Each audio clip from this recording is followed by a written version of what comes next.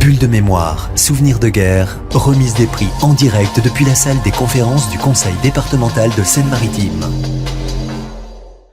Bonjour, bienvenue sur Radio Sensation. Nous sommes ce jeudi en direct du Conseil départemental de Seine-Maritime pour surtout remercier, apprécier et récompenser les près de 150 élèves des collèges et lycées de la région Normandie réunifiés pour leur travail sur le devoir de mémoire, ou comme se plaisent plutôt à le commenter maintenant nos élus, sur le devoir du travail de mémoire au travers donc de Bulles de mémoire, qui est un travail ou comment parler de la guerre en bande dessinée. Notre premier plateau nous permet de recevoir la vice-présidente du département en charge de la culture, patrimoine et des coopérations, Madame Charlotte Masset.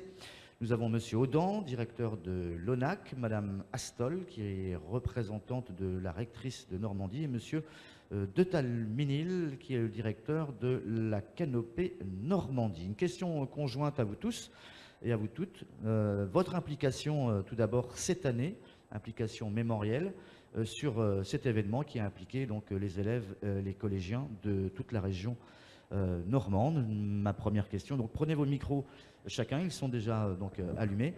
L'implication générale cette année donc sur cet événement, pour vous tout d'abord, Madame la Vice-Présidente, ça s'est passé comment? Est-ce que ça a été différent des autres années? C'est la deuxième édition, je crois.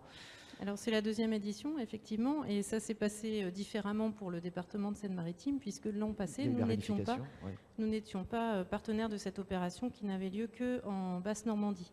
Et donc aujourd'hui, cette Grande Normandie nous permet de nous associer à cette proposition de l'ONAC. Donc quand les responsables de l'ONAC sont venus me voir, j'ai tout de suite dit oui, et en particulier avec Ange Marcos, vice-président de l'ONAC, j'ai été favorable à ce que le département soit partenaire de cette opération. Alors pour deux raisons. La première, c'est parce que nous souhaitons, enfin je souhaite en tout cas que soit étendue toute notre politique mémorielle davantage vers les jeunes, puisqu'aujourd'hui elle est essentiellement orientée vers les associations d'anciens combattants qui font eux-mêmes des actions vers les jeunes, mais nous savons que nous pouvons aussi avoir d'autres partenaires qui peuvent agir dans ce sens. Donc ça répond logiquement dans cette orientation que je souhaite donner.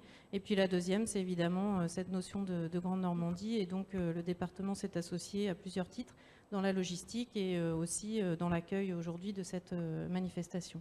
En fait, vous avez été quasiment les premiers au niveau du département à œuvrer sur la réunification normande de par votre travail, quoi. Vous avez été tout de suite au boulot. Pour ce qui est de ce concours, Bulle de mémoire précisément, oui, mais j'avoue qu'il y en avait d'autres qui avaient travaillé sur la réunification de la Normandie bien avant qu'on se retrouve aujourd'hui. Monsieur Audan, directeur de l'ONAC, la question également que je pose est la même. Votre travail, vous, tout au long de cette année, il s'est composé de quelle manière, et quelle a été la difficulté, si on a eu justement avec la réunification, ou pas de difficulté si...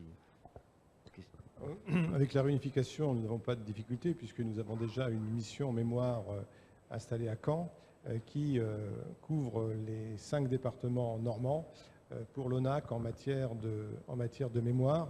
Donc nous sommes déjà habitués à travailler avec les autres départements normands parce que effectivement la mémoire ne s'arrête pas au territoire administratif, hein, comme vous le savez, en particulier la mémoire des batailles, la mémoire des guerres, ne connaît pas nécessairement la géographie administrative, et nous avons pour habitude souvent de travailler en partenariat avec les collègues des autres départements. Petite question plus personnelle, est-ce que la région Haute-Normandie, l'ancienne, a souffert de la visibilité, de la lumière plus mise sur la basse, de par les plages du débarquement, à un moment donné? Est-ce qu'il y avait plus justement un aspect de devoir de mémoire qui était plus axé sur la basse Normandie que sur la haute à une époque? Pas du tout.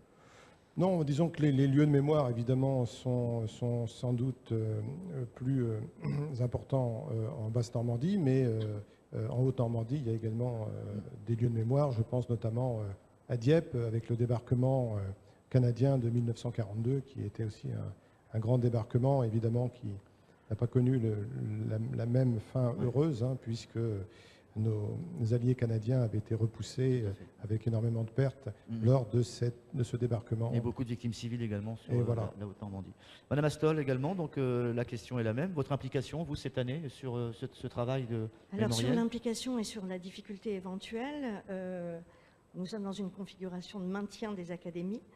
Pour autant, ça ne pose pas de difficulté dans la mesure où existent de part et d'autre de la Seine des gens qui ont des fonctions qui sont un peu les mêmes. En l'occurrence, je suis référent académique mémoire et citoyenneté, comme M. Audan a eu la gentillesse de le rappeler, et j'en profite pour dire que mon homologue côté Caen, Mme Bouquer, qui vous prie de l'excuser aujourd'hui, est de la même façon référent académique mémoire et citoyenneté, et l'existence de ces fonctions en académie permet de créer du lien voilà, facilement. Du coup, moi, j'ai pris le relais d'une action qui avait déjà été développée de manière commune l'an dernier par mon prédécesseur et Madame Bouquer, sans difficulté. Deuxième chose à dire, c'est une évidence que le fait que certains partenaires, certains organismes aient déjà pour tradition de travailler ensemble facilite énormément le travail de l'Académie dans ce domaine. D'accord.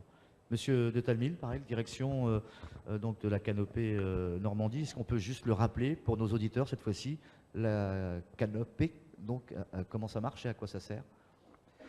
Donc Canopée, centre d'accompagnement, de création et d'innovation pédagogique, et nous sommes là pour produire de la ressource pédagogique sous toutes ses formes à la disposition des enseignants de la maternelle au lycée. Traditionnellement, nous avons fourni beaucoup d'ouvrages papier, des manuels. Aujourd'hui, nous ne sortons plus aucun ouvrage puisque nous avons statut d'éditeur public. Nous sommes un des éditeurs de l'État. Nous ne sortons plus un seul ouvrage qui soit composé uniquement de papier. Nous sortons des ouvrages avec une dimension numérique, voire des ouvrages entièrement numériques.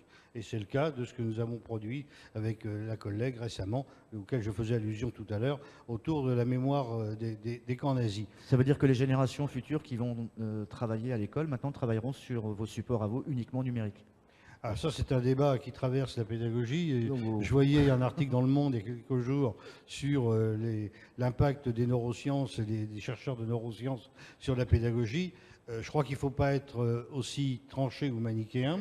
La dimension numérique, elle est là, elle s'impose à tous et il ne faut surtout pas l'éluder. Je pense que l'Éducation nationale commettrait une erreur et d'ailleurs, Monsieur le Président de la République et Madame la Ministre ont instillé des plans pour les équipements et je veux saluer les efforts des collectivités territoriales toutes en ce domaine parce que nous savons que cela a des impacts importants.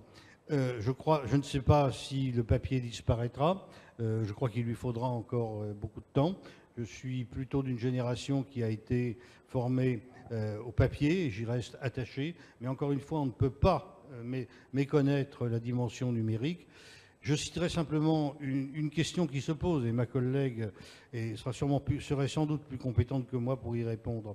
Un certain nombre de chercheurs, notamment aux États-Unis, se posent la question de savoir actuellement si, par exemple, dans les classes de cours préparatoires, il est encore utile de faire apprendre à écrire aux enfants de façon manuscrite, c'est-à-dire avec un crayon papier ou un stylo, ou est-ce que ce n'est pas du temps perdu, puisque déjà à cet âge, la plupart des enfants maintenant manipulent très bien un clavier d'ordinateur. Je suis incapable de répondre à cette question, elle se pose, et des chercheurs en neurosciences tentent actuellement d'y apporter des réponses. Très bien, merci. La dernière question, juste avant de se quitter, votre sentiment général sur l'implication de la jeunesse actuelle, 2015, 2016, voire 2017, sur ce travail justement sur la mémoire, question que je pose à M. Audan. Le travail cette année, vous l'avez senti comment? Très impliqué?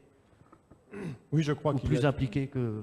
Je pense qu'il y a effectivement une grande implication des élèves, des enseignants, de l'éducation nationale, de tous en fait, par rapport notamment à ce centenaire de la Grande Guerre 14-18, qui est un véritable événement qui touche à la fois les jeunes, mais aussi l'ensemble des familles, puisque dans de nombreuses familles, bien entendu, il y a un aïeul qui a combattu pendant la Seconde Guerre mondiale, qui a combattu à Verdun, et c'est aussi, à travers cette mémoire combattante, la redécouverte aussi des familles, des identités, des origines, et tout cela est porteur, évidemment, de citoyenneté, et c'est très important, évidemment, pour l'ensemble de la cohésion sociale. Je pense que vous seriez, vous, heureux que le 29 mai prochain, on voit de la jeunesse sur les monuments, sur les commémorations? Oui, il y en aura, de toute manière, j'en suis absolument certain. Il y aura beaucoup de jeunes qui viendront à la fois dans les grandes cérémonies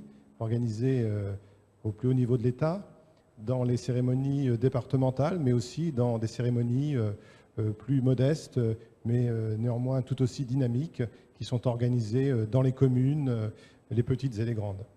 Madame Massé, l'implication cette année, vous l'avez senti un peu plus marquée que les précédentes éditions? Il y en a eu deux. Comme je vous l'ai dit, le département de Seine-Maritime n'était pas acteur l'année dernière, donc je ne peux pas comparer. Par contre, effectivement, je pense que l'outil bande dessinée est un véritable outil diffusion auprès des jeunes. Si on demande à ceux et celles qui sont présents aujourd'hui, si ça n'avait pas été un concours de bande dessinée, est-ce que vous auriez quand même participé? Je ne sais pas quelle est la réponse, mais je pense que le côté dessin, rédaction, recherche historique, allier tous les trois ensemble avec cet outil-là, c'est une très bonne chose. Et d'ailleurs, le président du jury était un auteur de bande dessinée, Jérôme Eo, et donc voilà, ça signifie bien que, bien sûr, il y a le travail de mémoire dont on a beaucoup parlé, mais il y a aussi dans ce concours l'originalité du choix du support. Et je réaffirme notre soutien à ce projet. Madame Massé, merci. Monsieur Audin de même, Madame Astol, Monsieur Deltamil d'avoir donc ouvert ce plateau pour cette session donc de reportage et d'interview sur Bulle de mémoire. On va vous faire regagner vos places. Vous avez sans doute beaucoup d'occupations par la suite. Merci. On se retrouve sur Radio Sensation dans quelques instants pour un autre plateau qui concernera cette fois-ci la catégorie classe et lycée.